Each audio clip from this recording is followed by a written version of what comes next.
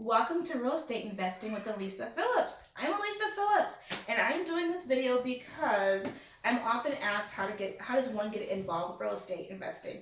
I have a hard time answering that question because I just do these things without thinking about it, and so I have, I guess, lost touch with the steps that are involved with this. So I sat down and actually thought about like what are the actual steps, and I talked with people to get their questions, and so hopefully I'm answering all of the questions. This will be a series of videos that I'll do. This is only going to touch this video today is only going to touch a very small piece of real estate investing, and then I'll try and add one every couple of days or so, or every week. I'm not sure how often I'll be able to do it.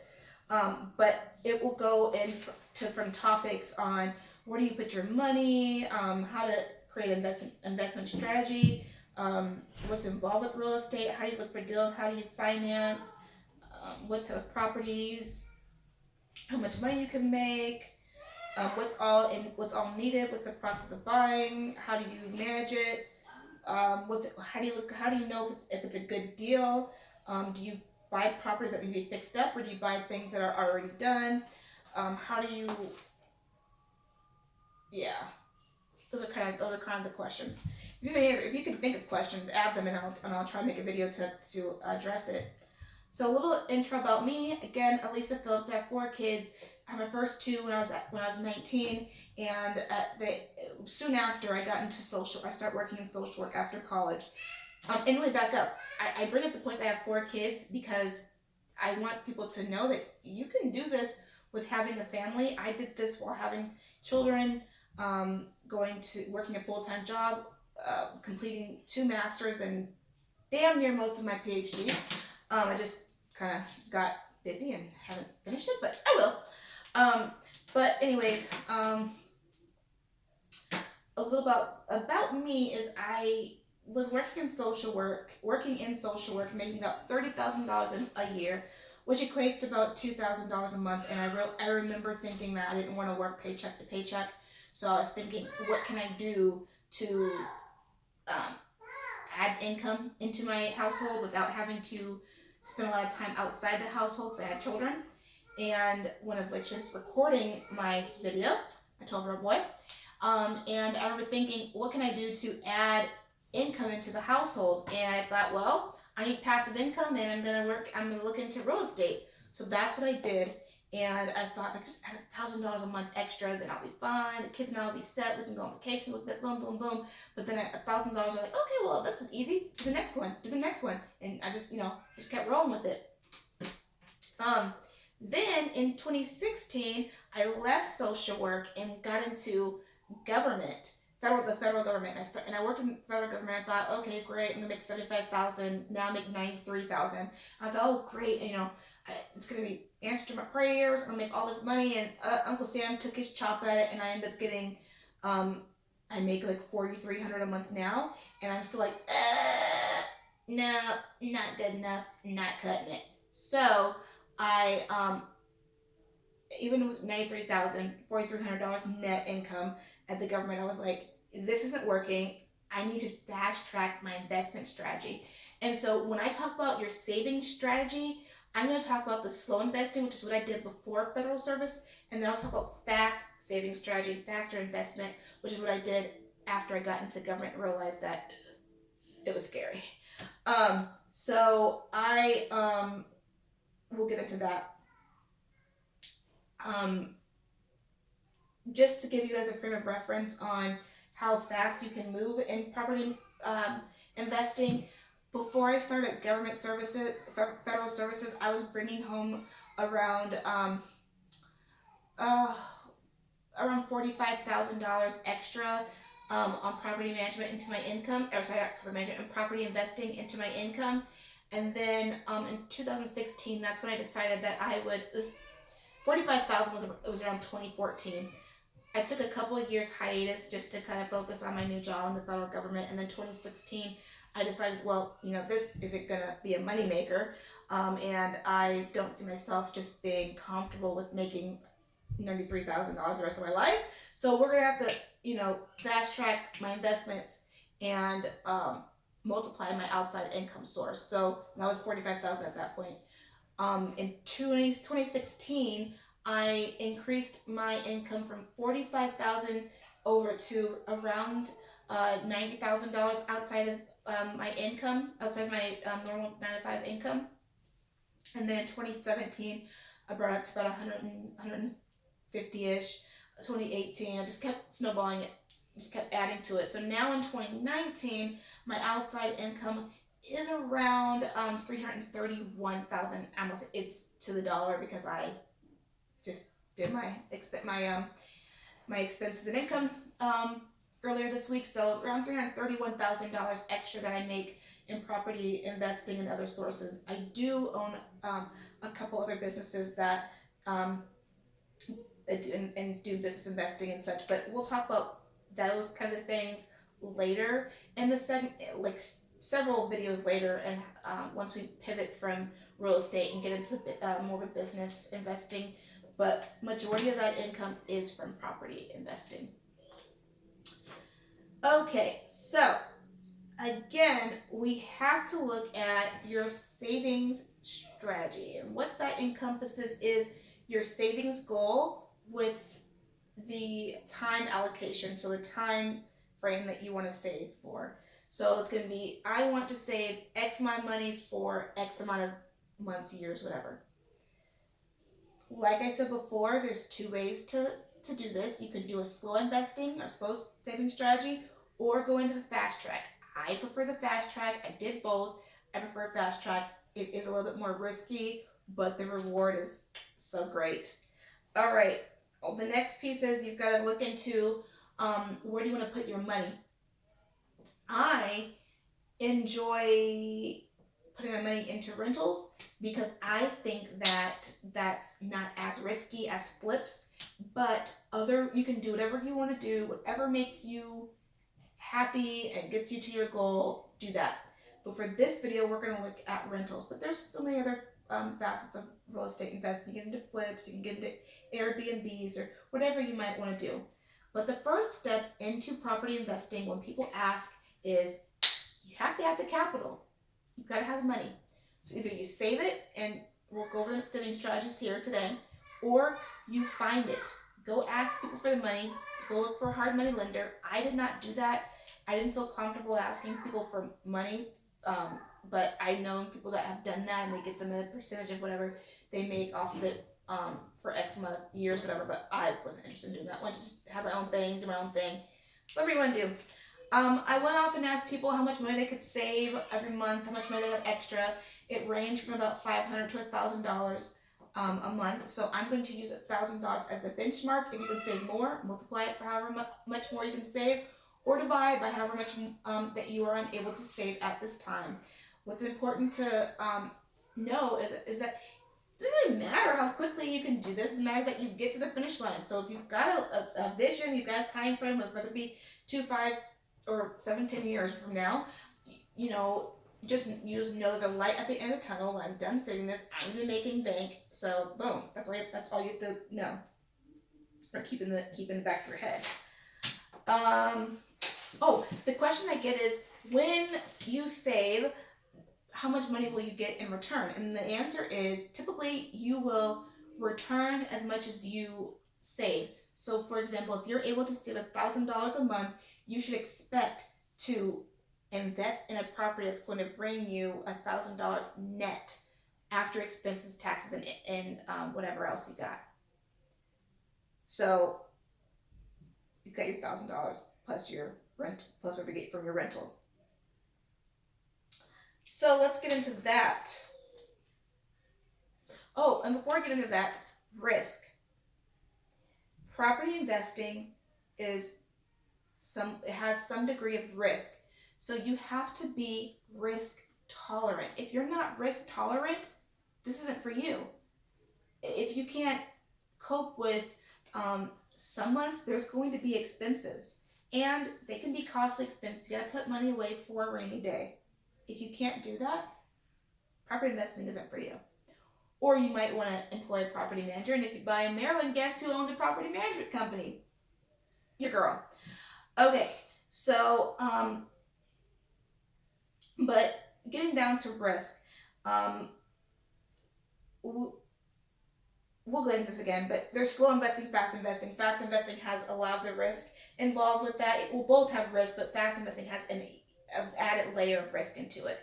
So let's get into drawing on the board and going into investment strategies and actually talking numbers.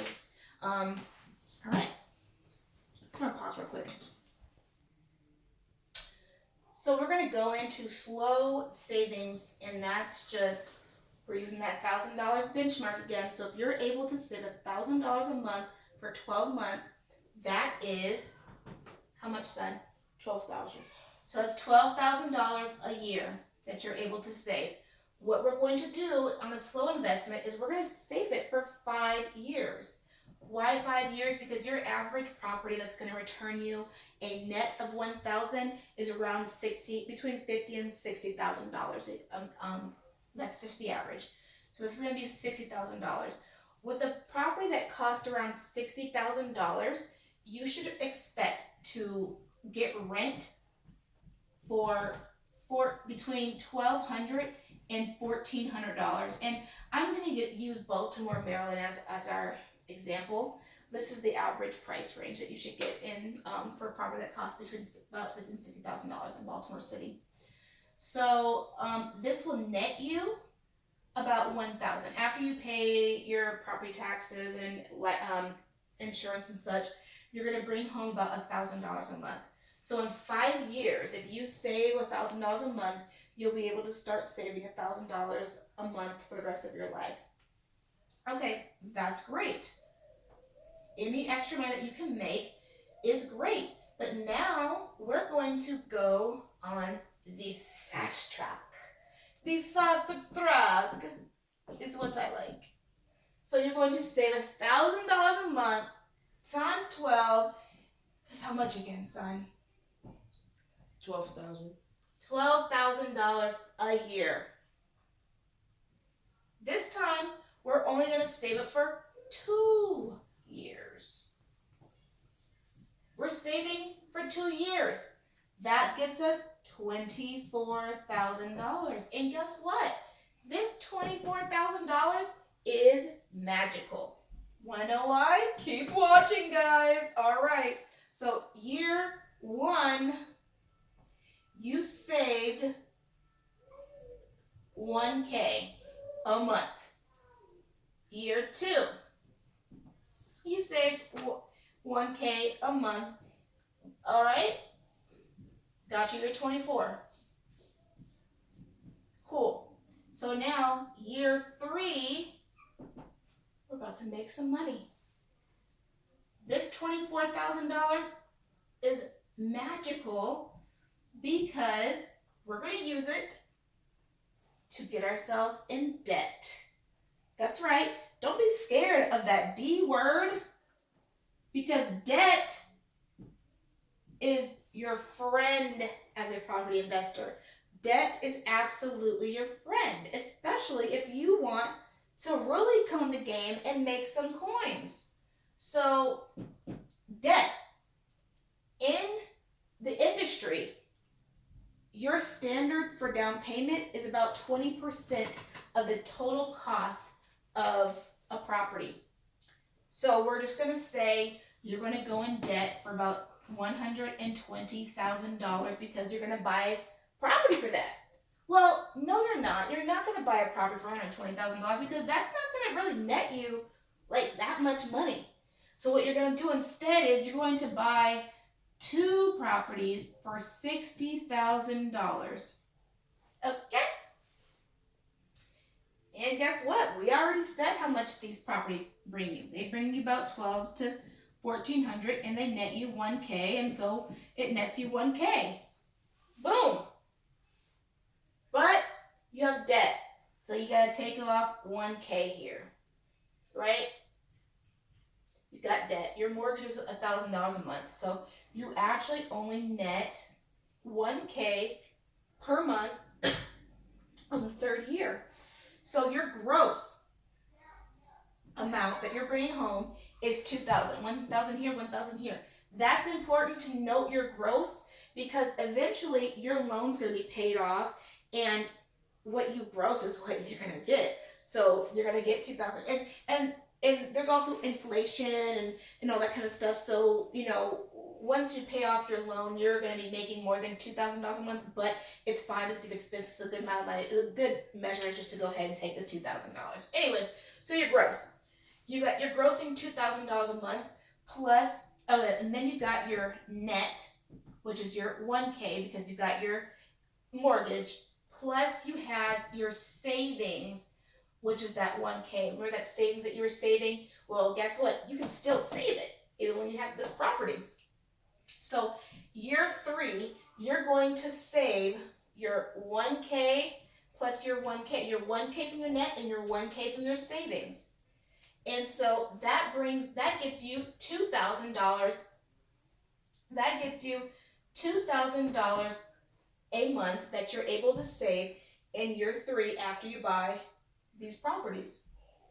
Times it by 12, gets you that $24,000 again. Remember that $24,000? That was magical because why? You're going to go into debt again. So year 4, you're going to go into debt again. You're going to buy another property and you're going to gross another 2K. Plus the 2K that you already have, so 2 plus 2 is 4. So now you have $4,000 gross that you're making on year 4, and you're netting $1,000, and then from the previous year you've got your other property, so you're netting 2K. Plus you're going to keep saving that 1K. So now you're going to use these two. And you're going to start saving $3,000 every year. You're going to start in year 4, you're going to save $3,000 because your $2,000 net that you got from all 4 properties and your $1,000 that you had from savings. So now you're saving $36,000. Well, $36,000 is more than 24, so what you're going to do is you're just going to pocket the rest of that extra money, and then the $24,000 you're going to buy your next property. So year 5, you're going to gross $6K because you're adding the $2K from the next property, the next load of properties you're buying. So you got your net. You're adding another $1,000 to your net, and you got your savings for 1K. So you'd save your 1K, save your 3K. And so we could stop here and say at year 5, you're bringing home $3,000 versus if you did slow investment, you're just bringing home that $1,000. But let's just keep going and seeing what year 6 might reward us in. Year 6, you're saving $4,000, and now look how much you have. 4,000 times 12 months. Now you've got your $48,000 a month. Wow. So we said before that $24,000 was magical. Now you got $48,000. That's double magic. Because now you can buy 2 loads of this. 2 loads means that you can buy $240,000 worth of property because you only got to put down 20%. So you're going to eat up that money right there. So now you're going to gross 4K because you bought $240,000 worth of property. So now you're going to gross $10,000. You're going to net $5,000. You're going to save $1K. And you keep hammering this out. Eventually, you're going to get to a point where you can save. Eventually, you're going to get to a point where you can start getting into multifamilies, and that's where your big bang is at. So, you need 20% of a down payment for a multifamily. Your average multifamily is going to be around $800,000. This is long-term thinking, guys, long-term. But even though you're at 6 years, you're making $5,000, this is more than what I make at my government job, okay? But 20%. So 10% is 80. Now this is going to be $160,000, 20,000. So you need to save $160,000. This is your. Once you get into numbers like this, you can start doing long-term planning for this. I was right here before I started with the government, and I made this long-term goal to save $160,000. That's just what I did, and I bought myself a apartment complex. This one apartment complex brings me about $11,000 a month. My mortgage is about $3,000. And now I can add this extra $11,000, or my extra $11,000 on over to my net, and you can see how this thing just rolls. This is what you want to get into. You want to get into fast investing because that's where the money's at. If I can answer any questions, let me know. But the one thing I want everyone to take away from this is that debt's your friend. It is a huge fallacy that we are taught that debt is not good. There's good debt. And when you're investing that debt, A1. I think that's all I have. If you have any questions, please note it on the bottom of whatever I posted. I'm probably going to post it on YouTube and Facebook.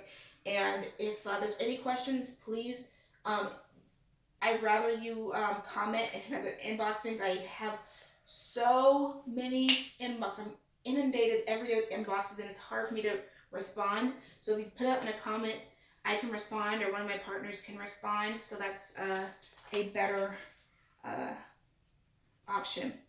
Thank you for watching, and the next video I'll try and post in a couple of days or next weekend, and we'll move on from your savings strategy and talk about what you can, or the next more practical information of how do you find a property, how do you know if it's a good property, is there a formula I should use to tell me how much I should pay for a property and how much I should return on a property, and yes there is, and we'll go over that. Thanks for watching.